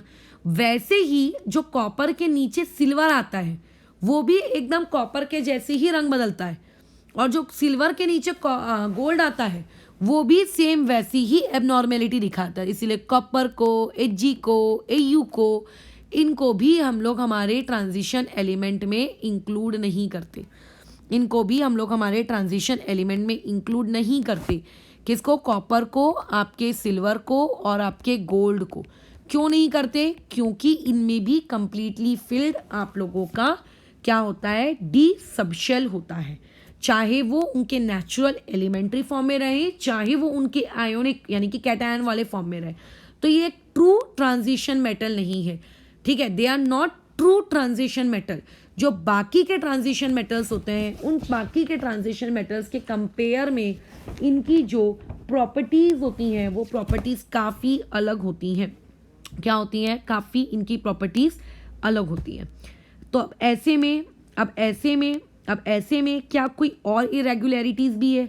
हाँ भैया, और भी इरेगुलरिटीज़ है, बट वो इरेगुलरिटीज़ हम लोग पढ़ेंगे। अब क्या उन सारी इरेगुलरिटीज़ का हम एक्सप्लेनेशन पढ़ेंगे क्या? कतई नहीं। क्या उन सारी इरेगुलरिटीज़ का हम लोग पढ़ने वाले हैं क्या? मतलब कि आखिर ऐसा एक्सेप्शन क्यों आया? क्या उनका कोई एक्सप्लेनेशन नहीं है? नहीं, उनका एक्सप्लेनेशन है, बट उनके एक्सप्लेनेशन को हमें जानने की आवश्यकता नहीं है, ठीक है, वो उनके एक्सप्लेनेशन को हमें जानने की आवश्यकता नहीं है। अब बढ़ते हैं कॉन्फ़िगरेशन की तरफ। अब देखो, पहली जो 3D सीरीज़ है इसका कॉन्फ़िगरेशन तो आपको याद होना ही चाहिए, नहीं याद है तो यार खुद पे शर्म कर लो। बट बाकी के जो है वो पूरे के पूरे रट्टा मारने की आपको ज़रूरत नहीं है, जितना बताया जा रहा है उतना याद रखो, काफ़ी है। जैसे स्कैंडियम है, स्कैंडियम में जो अपने अगर 11 का कॉन्फ़िगरेशन आता है तो एर्गन तक इलेक्ट्रॉन भरे होते हैं। उसके बाद देखो 4s2 में आता है और फिर 3d1 होता है। टिटेनियम में 4s2 होता है और 3d आप लोगों का 2 होता है। ऐसे करते करते ये 4s2 आ जाएगा, ये 3d3 हो जाएगा।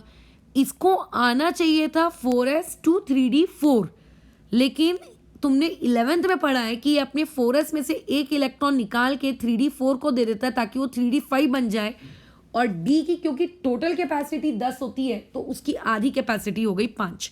Half filled electronic configuration achieve करने के लिए कॉन्फ़िगरेशन ने हरकत मानी। मतलब ये आप लोगों का क्या है? ये प्राणी आप लोगों का एक प्रकार से क्या है? ये आप लोगों का एक एक्सेप्शन है। ये वाला आपका क्या है? एक एक्सेप्शन है। इसको हम अलग से थोड़ा सा हाईलाइट कर लेते हैं ताकि पता चले कि ये प्राणी कौन है, हमारा अलग से एक्सेप्शन है। अच्छा, उसके बाद फिर आगे की जर्नी कैसी है? आगे ये जर्नी ऐसी है कि मैंगनीज वापस से अपनी वही गाड़ी पकड़ लेता है, 4s2 3d कितना बोलो? 3d5। देखो ना, ये 1, ये 2, ये 3, ये 4 और ये 5, तो मैंगनीज ने तो 5 ही होना था ना। अच्छा, आयरन में भी नॉर्मल 4s2 3d6, कोबाल्ट में 4s2 3d7, निकल में 4s2 3d कितना 8। कॉपर में हम एक्सपेक्ट कर रहे थे कि होना चाहिए था 4s2 3d9, लेकिन अगेन यहाँ पे भी s का एक इलेक्ट्रॉन निकलता है, ताकि एक इलेक्ट्रॉन निकलने से आप लोगों का जो 4s2 था वो 4s1 हो जाता है, और जो d9 कॉन्फ़िगरेशन होना चाहिए था वो d10 कॉन्फ़िगरेशन हो जाता है। आखिर कॉपर में एक इलेक्ट्रॉन क्यों जंप हुआ? 11th स्टैंडर्ड में सिखाया है। क्यों? ताकि आपका d की मैक्सिमम कैपेसिटी 10 होती है और वो मैक्सिमम कैपेसिटी क्या कर लिया उसने? अचीव कर लिया।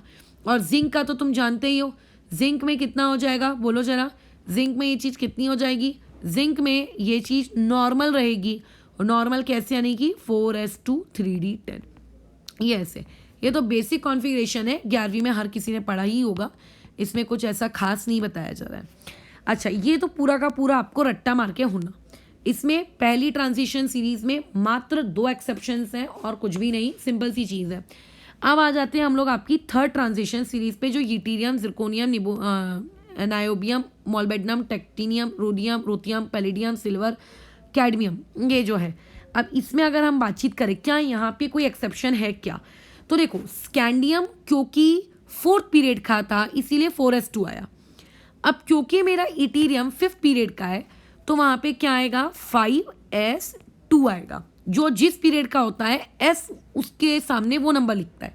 अच्छा, और जब यहाँ पे 4 के सामने s के सामने 4 था तो d के सामने उससे कम नंबर आता है। तो अगर यहाँ पे s के सामने 5 है तो d के सामने क्या होगा, 4d। तो इटीरियम होगा 5s2 4d1। जिरकोनियम भी एकदम टिटेनियम के जैसे ही बिहेवियर शो करता है, कोई एबनॉर्मेलिटी नहीं रहेगी, क्या होगा 5s2 4d2। अब जो नायोबियम है क्या ये वेनेडियम के जैसे बिहेवियर शो करेगा, सबसे पहला सवाल नहीं। यहाँ पे आ गई आप लोगों का एबनॉर्मेलिटी, यानी कि सबसे पहला एबनॉर्मल इलेक्ट्रॉनिक कॉन्फ़िगरेशन आपके 4D सीरीज में किसके द्वारा दिया गया है, नायोबियम के द्वारा दिया गया है। क्यों दिया गया है इसका एक्सप्लेनेशन कोई नहीं है, मतलब एक्सप्लेनेशन है बट तुम्हें देने की ज़रूरत मुझे नहीं है, क्योंकि अभी तक ऊपर वाली सीरीज में आपको कैसे एक्सप्लेनेशन दिया जा रहा था कि एक इलेक्ट्रॉन आगे जंप हो जाता है हाफ फिल्ड या फुली फिल्ड कॉन्फ़िगरेशन करवाने के लिए, बट नायोबियम में कॉन्फ़िगरेशन आना चाहिए था 5s2 3d3, ये आना चाहिए था। एक इलेक्ट्रॉन जंप करवा लोगे तो 3d4 हो जाएगा। क्या 3d4 half filled electronic configuration है, नहीं है, तो फिर एक इलेक्ट्रॉन जंप मत करवाओ मैडम, फिर तो आप कायदे से दोनों इलेक्ट्रॉन s के निकाल के ले जाओ ताकि वो 3d5 हो जाए। बट ऐसा नहीं होता, यहाँ पे मात्र एक इलेक्ट्रॉन जंप होता है और ये 3d4 बनता है। क्या बनता है, ये 3d4 बनता है। क्या इस 3d4 को आप हाफ फिल्ड कॉन्फ़िगरेशन के बेसिस पे एक्सप्लेन कर पाओगे, नहीं कर पाओगे, है ना, नहीं कर पाओगे। तो कोई नीड नहीं है इस कॉन्फ़िगरेशन को याद करने की, ये उतना इंपॉर्टेंट नहीं है। अच्छा, मॉल्बेडनम क्या ये नॉर्मल बिहेवियर शो करता है, तो देखो जिस तरीके से कॉन्फ़िगरेशन क्रोमियम का एबनॉर्मल था वैसा ही सेम एबनॉर्मल कॉन्फ़िगरेशन कम से कम मॉल्बेडनम भी शो करता है। माना कि मॉल्बेडनम भी पगला है लेकिन कम से कम क्रोमियम के जैसा तो है। अगर एक इंसान को ये पता हो कि मॉल्बेडनम क्रोमियम के नीचे आता है तो कोई भी बोल देगा हाँ हाँ क्रोमियम का 4s1 था तो मॉल्बेडनम का 5s1 होगा, और क्योंकि क्रोमियम का 3d5 था तो मॉल्बेडनम का 4d5 होगा। मैं मानती हूँ कि मॉल्बेडनम भी आपका एबनॉर्मल है, लेकिन नायोबियम तो कुछ ज़्यादा ही बड़ा एबनॉर्मल है, क्योंकि नायोबियम के ऊपर वाला एबनॉर्मल नहीं था, ये पगला निकला, ये पगला निकला, ये पगला निकला। अच्छा, क्या आप लोगों का टेक्टिनियम ये एबनॉर्मल है, वो बोलेगा नहीं भैया मेरे को भी एबनॉर्मल नहीं बनना है, मेरा कॉन्फ़िगरेशन एकदम मैंगनीज के जैसा रहेगा, 4s2 की जगह 5s2 और 3d5 की जगह पे 4d5। अच्छा, फिर आते हैं रुथेनियम बाबा जी। रुथेनियम बाबा जी क्या एबनॉर्मल है, हाँ रुथेनियम भी एबनॉर्मल है। कायदे से रुथेनियम को होना चाहिए था 5s2 और 4d6, बट इसमें भी एक इलेक्ट्रॉन जंप कर जाता है ऐसी हैवी, तो ये हो गया 5s1 और 4d7। यहाँ पे भी एक इलेक्ट्रॉन जंप हो गया। क्या एक इलेक्ट्रॉन के जंप होने से हाफ फील्ड कॉन्फ़िगरेशन अचीव हो रहा है या फुली फील्ड अचीव हो रहा है, क्या नहीं, तो इसको हाफ फील्ड और फुली फील्ड के बेसिस पे नहीं बता सकते। सेम रोडियम में भी यही होता है, रोडियम में होना चाहिए था d7 4d7, इसमें भी एक इलेक्ट्रॉन जंप करके इसको 4d8 कर देता है और ये हो जाता है 5s1। तो यहाँ पे जो आपका रूथियम और रोडियम ये जो दोनों हैं, ये दोनों के दोनों एबनॉर्मल इलेक्ट्रॉनिक कॉन्फ़िगरेशन शो करते हैं। मॉल्बेडनम भी करता है, बट मॉल्बेडनम का जो एबनॉर्मल इलेक्ट्रॉनिक कॉन्फ़िगरेशन है वो हाफ फील्ड है, वो बिकॉज ऑफ हाफ फील्ड है। वो किसकी वजह से, बिकॉज ऑफ हाफ फील्ड है। लेकिन जो बाकी के एलिमेंट्स है उस पीरियड के, नायोबियम, रूथियम, रोडियम, उनका हाफ फील्ड से तो दूर दूर तक का कोई वास्ता ही नहीं है। अच्छा, अभी बात करते हैं आप लोगों के जिंक के नीचे आने वाले कैडमियम की। तो जिंक के नीचे आने वाला कैडमियम होता है 5s2 4d10, no abnormal behaviour. Copper के नीचे आने वाला Ag वो भी एबनॉर्मल बिहेवियर शो करता है, उसका हो जाता है 5s1 और 4d10। जैसा एबनॉर्मल बिहेवियर कॉपर शो करता था, ठीक है, जैसा वो आप लोगों का क्या कहते हैं शो करता था, वैसा ही आप लोगों का सिल्वर भी एबनॉर्मल बिहेवियर शो करता है। और इसके एबनॉर्मल बिहेवियर शो करने का रीज़न क्या है, फुल्ली फिल्ड डी ऑर्बिटल। इसका रीजन क्या है? फुल्ली फिल्ड डी ऑर्बिटल्स, ठीक है, क्योंकि एक इलेक्ट्रॉन शिफ्ट करने से D10 मिल रहा है। अब बचता है पैलेडियम। तो पैलेडियम बाबा जी, ठीक है, आपका जो ये है पैलेडियम बाबा जी, ये जो पैलेडियम बाबा जी हैं, इनका कॉन्फ़िगरेशन होना चाहिए था 4s2 बराबर क्या होना चाहिए था? 4s2 और सॉरी 5s2 और 4d8। बट तुम बोलोगे कोई ना, आप एक इलेक्ट्रॉन जम करा लो, जैसे आपने अभी एक इलेक्ट्रॉन रूथियम में, रोडियम में, नायोबियम में, मोल्बेडिनम में जम करवाए, सॉरी नायोबियम में जम करवाए थे। बट नहीं, यहाँ पे सोचो एक और सियाप्पा कि यहाँ पे एक इलेक्ट्रॉन जम करने की बजाय दोनों इलेक्ट्रॉन जम करवा जाते हैं और पैलेडियम का भी कॉन्फ़िगरेशन 4d10 हो जाता है। लो, यानी कि आपके 4d सीरीज में D10 कॉन्फ़िगरेशन 3 लोगों का होता है, पैलेडियम का, Ag का, कैडमियम का। तो यहाँ से अपन आपको जीके फैक्ट्स इकट्ठा करते हैं, ठीक है, अपन जीके फैक्ट्स इकट्ठा करते चलते हैं, फटफट फटफट एकदम जल्दी जल्दी से लिखते जाएंगे। पहला जीके फैक्ट आएगा 3D सीरीज को।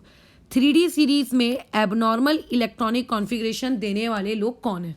तो 3D सीरीज में एबनॉर्मल इलेक्ट्रॉनिक कॉन्फ़िगरेशन देने वाले मात्र 2 लोग हैं, एक है क्रोमियम और एक है आप लोगों का क्या नाम है उसका, कॉपर। जिसमें क्रोमियम किसके लिए करता है? D5 अचीव करने के लिए करता है, एक इलेक्ट्रॉन का जम करवा देता है, D5 मिल जाता है। और कॉपर में भी आपका D10 कॉन्फ़िगरेशन के लिए करता है, उसमें वो एक इलेक्ट्रॉन का जम करवा लेता है, बराबर। अच्छा, फिर बात आती है 4D सीरीज़ की। 4D सीरीज़ में देखो आप लोगों के 3 प्रकार के वहाँ पे एक्सेप्शन है, ठीक है, वहाँ पे टोटल एक्सेप्शन कितने? 3 प्रकार के। एक्सेप्शन नंबर 1 एकदम क्रोमियम के जैसे, क्रोमियम के नीचे आने वाला मोल्बेडिनम और कॉपर के नीचे में आने वाला कौन? सिल्वर, एकदम उसके जैसे बिहेव करते हैं।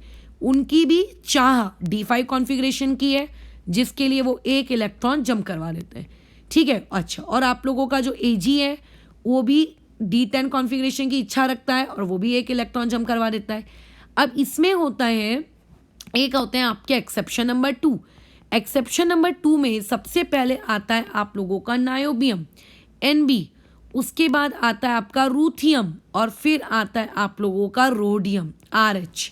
नायोबियम, रूथियम, रोडियम, ये वो 3 एलिमेंट्स हैं जिन तीनों एलिमेंट्स में आप लोगों का एक इलेक्ट्रॉन जंप तो होता है, लेकिन एक इलेक्ट्रॉन जंप करने से ना तो D5 कॉन्फ़िगरेशन बनता है ना तो D10 कॉन्फ़िगरेशन बनता है, कुछ तो D4, D7, D8, D9 ऐसा कुछ बन जाता है। तो इनमें कोई हाफ फिल्ड और कोई फुली फिल्ड इलेक्ट्रॉनिक कॉन्फ़िगरेशन नहीं। और इन्हीं में आपके 4D सीरीज़ में एक एक्सेप्शन नंबर 3 आता है। एक्सेप्शन नंबर 3 आपको याद रखना है, काफ़ी इंपॉर्टेंट एलिमेंट है, पैलेडियम। ये पैलेडियम में डायरेक्ट कितने इलेक्ट्रॉन जंप करते हैं? इसमें सीधा 2 इलेक्ट्रॉन जंप करते हैं और यहाँ पे 2 इलेक्ट्रॉन जंप करके वो D10 कॉन्फ़िगरेशन अचीव करता है। इस प्रकार से टोटल एक्सेप्शंस, ठीक है, जो एबनॉर्मल इलेक्ट्रॉनिक कॉन्फ़िगरेशन दे रहे हैं आप लोगों के पीरियड नंबर व्हाट वी से 5 में, वो कितने होते हैं? टोटल 6 होते हैं, ठीक है, ऊपर के 2, नीचे के 3 और नीचे का 1, टोटल 6। अब इसमें अगर मैं तुमको ये बोलूँ कि आपको इनमें से किसका इलेक्ट्रॉनिक कॉन्फ़िगरेशन एकदम मतलब चाहे कुछ भी हो जाए मुंह ज़बानी रटा होना चाहिए, तो देखो मात्र 4 लोग हैं, 4 लोगों का इलेक्ट्रॉनिक कॉन्फ़िगरेशन आपको याद रखना है, जिसमें मैं लिख देती हूँ।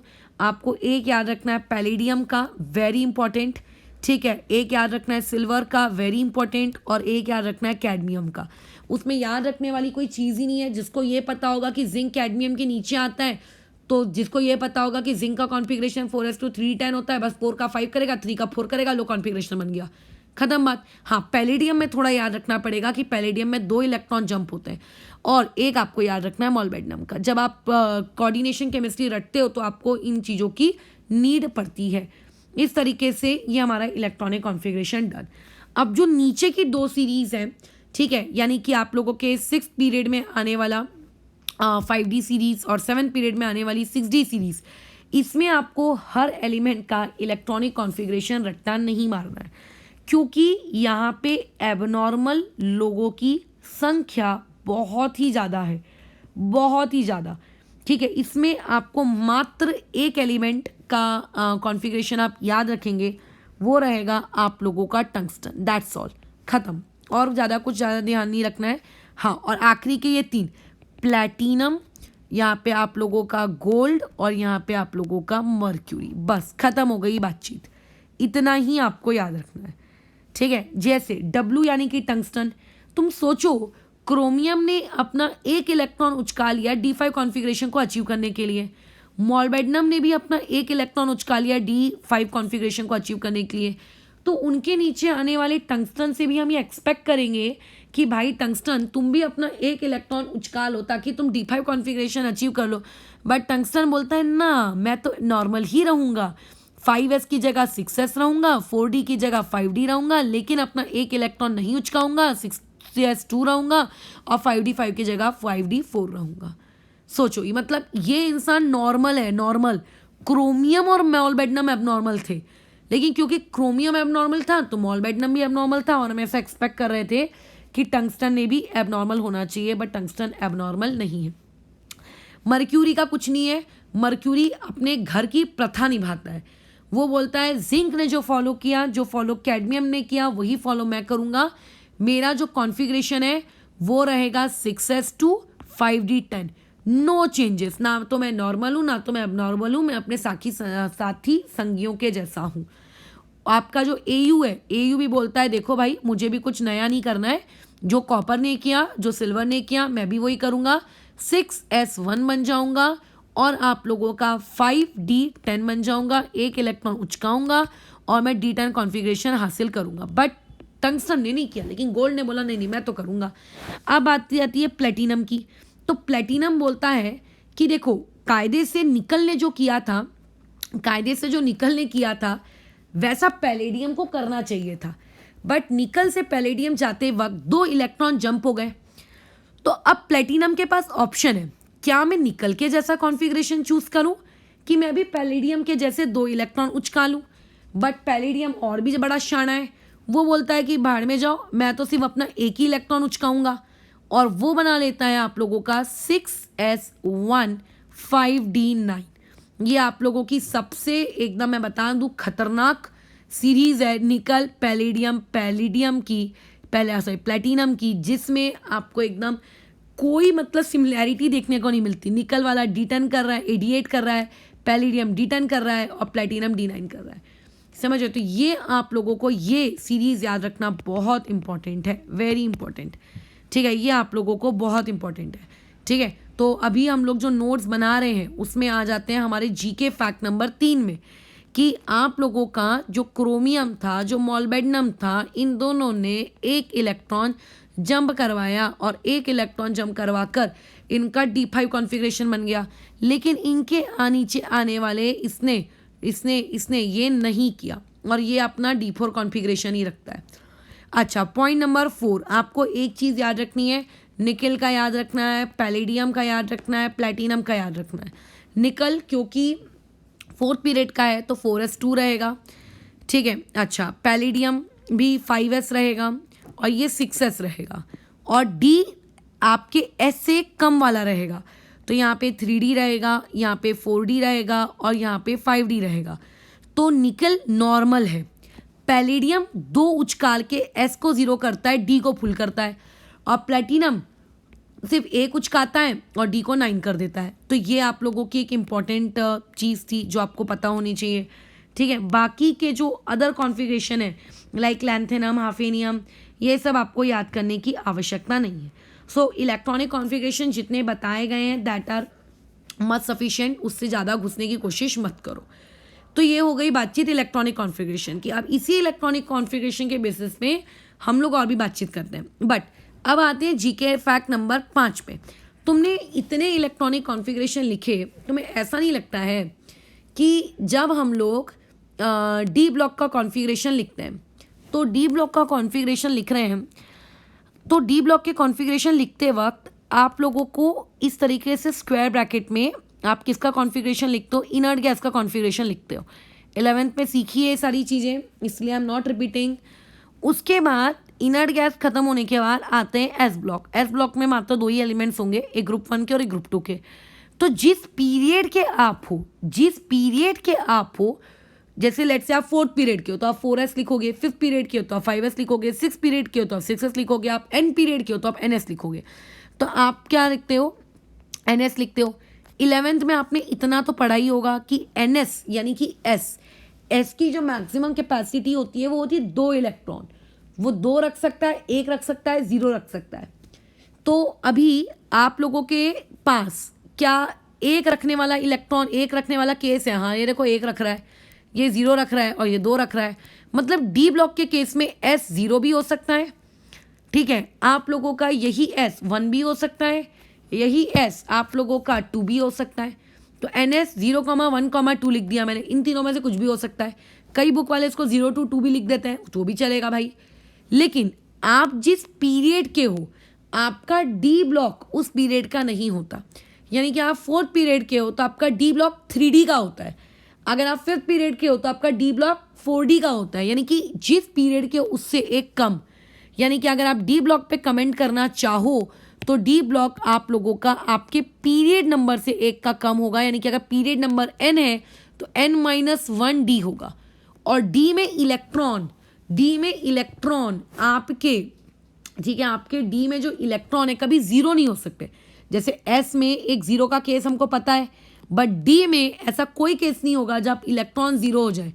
तो डी 1 से लेके 10 के बीच में इलेक्ट्रॉन कर सकता है शो। तो this is the general electronic configuration of D block elements. ये क्या है? आप लोगों का एक जनरल इलेक्ट्रॉनिक कॉन्फ़िगरेशन है, किस चीज़ का?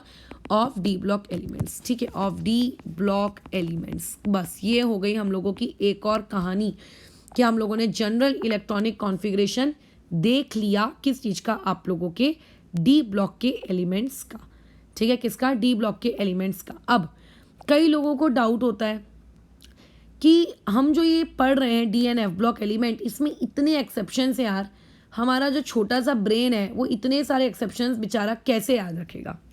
तो देखो, उतने सारे एक्सेप्शंस का मुझको तो नहीं पता, बट फैक्ट नंबर 6 पे हम लोग पहले आते हैं। फैक्ट नंबर 6 से एक एलिमेंट्स की एक लाइन लिख लेते हैं। एलिमेंट्स की हम क्या कर लेते हैं? एक लाइन लिख लेते हैं। ये जो एलिमेंट्स की लाइन है इसमें हम लोग पहले डालते हैं नायोबियम, कॉपर, क्रोमियम, मॉलिब्डेनम, टेक्टिनियम, ठीक है, टीसी टेक्टिनियम नहीं, टेक्टिनियम को इसमें नहीं डालना चाहिए, रुको, टेक्टिनियम भाई नॉर्मल भाई है, रुको, टेक्टिनियम नहीं आएगा, ठीक है, टेक्टिनियम नहीं आएगा। रूथियम, ठीक है, रोडियम, RH को डाल दिया, ठीक है, अच्छा। और उसके बाद आपके AG को डाल देते हैं इसमें, और AG के अलावा कैडमियम भी नॉर्मल रहता है, AU को इसमें डाल देते हैं और प्लैटिनम को इसमें डाल देते हैं, ठीक है। ये और भी एलिमेंट्स आ सकते थे, थर्ड ट्रांजिशन सीरीज़ के, 4 ट्रांजिशन सीरीज़ के, बट हम लोग सिर्फ फर्स्ट और आपके क्या कहते हैं सेकेंड ट्रांजिशन एलिमेंट की जो सीरीज़ है सिर्फ उन्हीं के एलिमेंट सीख रहे हैं। आपके पास ऐसे ये टोटल गिन लो कितने एलिमेंट्स हैं, ये टोटल 9 एलिमेंट्स हैं, जिन 9 एलिमेंट्स में आपको एक इलेक्ट्रॉन का क्या दिखेगा? जंप दिखेगा, एक इलेक्ट्रॉन का जंप दिखेगा, ठीक है। जिन पे मैं पर्पल शेडिंग कर रही हूँ ये कॉपर, ठीक है, कॉपर के अलावा और कौन? सिल्वर, किधर है किधर है किधर है, ये रहा, गोल्ड। ये लोग D10 कॉन्फ़िगरेशन के लिए एक का जंप करते हैं। किसके लिए करते हैं वो एक का जंप? D10 कॉन्फ़िगरेशन ताकि अचीव हो जाए उसके लिए करते हैं, ठीक है। अपने नॉर्मल से ये D10 कॉन्फ़िगरेशन ताकि अचीव हो जाए इसीलिए जंप करते हैं। अच्छा, अब इसमें जिनको हम ये रेड से मार्क कर रहे हैं, क्रोमियम, और ये कहाँ गया? कॉपर कहाँ? नहीं, क्रोमियम के नीचे कौन आता है? मॉलिब्डेनम। हाँ, ये एक का जंप क्यों करते हैं? ताकि ये लोग कौन सा कॉन्फ़िगरेशन अचीव कर सकें? ये D5 कॉन्फ़िगरेशन अचीव कर सकें। और बाकी के वो जो बचे हुए हैं, रोडियम, रूथियम, नायोबियम, प्लेटिनम, ये लोग एक का जंप ऐसे ही कर लेते हैं। बस भाई, चाहे D5 D10 मिले ना मिले, कर ले जंप। ये आपको एक याद रखना है, और कुछ भी नहीं है, ठीक है। तो जो पुरानी डेफिनेशन थी, पुरानी डेफिनेशन के हिसाब से सारे के सारे डी ब्लॉक वालों को आप ट्रांजिशन एलिमेंट कहते थे, बट अभी नई डेफिनेशन कहती है कि जिनके पास D10 कॉन्फ़िगरेशन होता है सिर्फ उन्हीं को लिखोगे, बस खत्म बात है, और तो कुछ भी नहीं है। बाकी तो सब कुछ एकदम क्लियर है ना। कुछ एक्सेप्शंस आपको याद रखने पड़ेंगे, इतना भी याद नहीं रखोगे और बोलोगे कि सब कुछ सॉर्टेड रहे बिना किसी एक्सेप्शन के, तो ऐसा नहीं चलेगा, ऐसा आपको नहीं चलेगा, ठीक है। अच्छा, और उसके अलावा जैसे हमने ये जो निमोनिक्स याद किए, निमोनिक्स को याद करने की नीड क्या है? फॉर एग्जांपल मान लेते हैं आपको पेपर में बोला गया कि लेट्स इमेजिन आयरन का कॉन्फ़िगरेशन लिखो, आप आयरन का कॉन्फ़िगरेशन लिखो, तो आपको पता होना चाहिए कि आयरन का एटॉमिक नंबर तो 26 होता है, नो डाउट, बट स्कैंडियम से आयरन तक पहुंचते हैं जब हम, तो स्कैंडियम फर्स्ट नंबर पे होता है, टिटेनियम सेकंड नंबर पे होता है, वेनेडियम थर्ड नंबर पे होता है, क्रोमियम फोर्थ नंबर पे होता है, मैंगनीज फिफ्थ नंबर पे होता है और आयरन सिक्स नंबर पे होता है। जो सिक्स नंबर पे होता है मतलब उसके कॉन्फ़िगरेशन में नॉर्मल तरीके से D6 आना चाहिए, और नॉर्मल तरीके से D6 आना चाहिए, तो हम लिख देंगे D6 और S में कितने आने चाहिए, 2 चाहिए। फिर हम डिसाइड करेंगे आयरन कौन से पीरियड का है, हम डिसाइड करेंगे आयरन आप लोगों के फोर्थ पीरियड का है। अब क्योंकि आयरन आपके फोर्थ पीरियड का है तो हम वहाँ लिख देंगे 4s2 और इसको लिख देंगे 3d6। ऐसा अगर तुम्हें यही नहीं पता होगा कि आयरन छठवें का है तो तुम गधे के जैसे काउंटिंग करोगे 1s2 2s2 2p6 3s2, वो मत करना। इसीलिए आपको पता होना चाहिए स्कैंडियम फर्स्ट पे आएगा, ये थर्ड पे आएगा, कि सिक्स पे आएगा, कि 9 पे आएगा, कि 10 पे आएगा। ठीक है, तो अब यहाँ पर इस चीज़ को हम लोग अभी ओवर करते हैं, बराबर है। और उसके अलावा अब हम लोग कल अपने डी ब्लॉक एलिमेंट्स या फिर इसके बाद जो डी ब्लॉक एलिमेंट का लेक्चर आएगा उसकी शुरुआत हम करेंगे कैरेक्टरिस्टिक्स से। ठीक है, कैरेक्टरिस्टिक्स में सबसे पहला कैरेक्टरिस्टिक्स मैं जो पढ़ाऊंगी वो रहेगा एटॉमिक एंड आयनिक रेडाई। ठीक है, डी ब्लॉक एलिमेंट्स के एटॉमिक एंड आयोनिक रेडाई। तो अगर किसी को एटॉमिक रेडियस और आयनिक रेडियस के वेरिएशन कैसे होते हैं पीरियोडिक टेबल में, उसका ट्रेंड अगर नहीं पता हो तो 11th स्टैंडर्ड की पीरियोडिसिटी रिवाइज करके रखना, वो नेसेसरी है, काफ़ी नेसेसरी है। ठीक है, अच्छा, क्योंकि उसके बिना तो समझ में भी नहीं आएगा क्या बकबक किए जा रहे हैं। और साथ ही साथ में कल हम लोग एक दूसरा टॉपिक भी डिस्कस कर लेंगे, वो रहेगा ionization potential and oxides. Atomic and ionic radii, oxides मतलब एटॉमिक एंड आयोनिक रेडियाई को मैं अलग से डिस्कस करूंगी, ऑक्साइड्स एंड आयनाइजेशन पोटेंशियल को एक अलग से वीडियो में, मतलब शॉर्ट वीडियोस रखेंगे ताकि धीरे धीरे बातें दिमाग में घुसती जाए। कोई भी चीज़ देखने से पहले, रट्टा मारने से पहले एक बार अपनी टेक्स्ट बुक खोल के देख लेना कि तुम्हारी जो न्यू टेक्स्ट बुक आई है और जो कुछ डिलीटेड टॉपिक्स हैं, कहीं मैं जो पढ़ा रही हूँ वो डिलीटेड टॉपिक्स में तो नहीं, क्योंकि देखो मैं तो कंप्लीट चैप्टर ही पढ़ाऊंगी, राइट। उसमें मैं ऐसा तो नहीं करूँगी यार ये इस साल डिलीट हो गया तो ये नहीं पढ़ाओ। ठीक है, मैं तो कंप्लीट चैप्टर ही पढ़ा रही हूँ, लेकिन अगर उसमें कोई चीज़ डिलीट हो चुकी है तो आप उस हिसाब से वो टॉपिक मत देखना। और कई चीज़ें इसमें ऐसी हैं जो बोर्ड्स की किताबों में नहीं रहती हैं, लेकिन हम डिटेल में उसको पढ़ लेते हैं, तो आप उस चीज़ को स्किप कर सकते हो फिर। ठीक है, चलो तो एक बार जाते जाते निमोनिक्स को रिवाइज कर लेते हैं, मेरा भी रिवीजन हो जाएगा। अच्छा है, स्कैंडियम का निमोनिक्स क्या था, साइंस टीचर विमला कृपलानी। ठीक है, मत फेंको नी, क्यों जानबूझकर। उसके बाद 4D सीरीज का निमोनिक्स क्या था, यार जरा नवाबी मोहब्बत तक रुक नहीं पड़ेगी आज चांदनी, ये अच्छा निमोनिक्स है। फिर उसके बाद नेक्स्ट क्या था, ला हाफ माइंड ताला वरना रह उस इरिटेटिंग पोपट के साथ और हो जा पागल। ये ठीक ठाक है, but my favourite mnemonics is second one. बाकी तुम रट्टा मार के रखो चीज़ों को, जो बताएं सिर्फ उतने ही कॉन्फ़िगरेशन रखना, ज़्यादा ओवर स्मार्ट मत बनना कि सभी रट लिए हैं, वो कोई काम नहीं आएगा।